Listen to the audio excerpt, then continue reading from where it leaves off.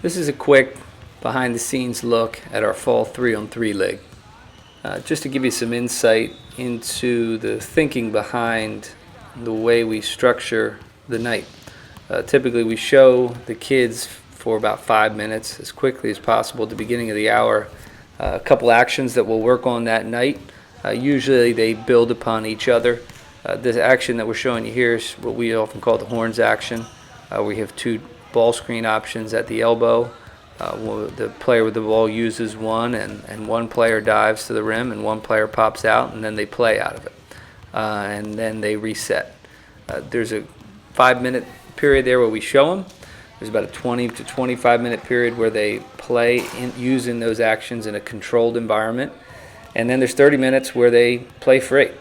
This action in particular, and the thinking behind it, you'll see with these different groups as I pan throughout the gym, that it's almost like learning a language. Basketball is like learning a language. And there's a time to run around and do what you want and figure it out, and really just, I played in Italy for 3 years, is just tinker around with the language and sound like an idiot. There's a time for that, and the way you need to learn, and then there's also a time to practice a sentence over and over and over again. This is kind of the equivalent of practicing a good sentence over and over again, with the help of someone giving you some light feedback now and again, interrupting once in a while to say, no, not that, say it like this.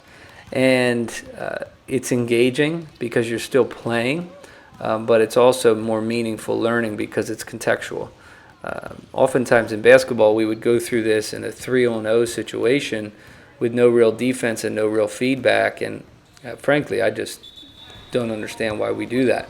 There's a time maybe to get the concept, but usually I find that when you walk through something and you reset it enough, kids pick up on it rather quickly.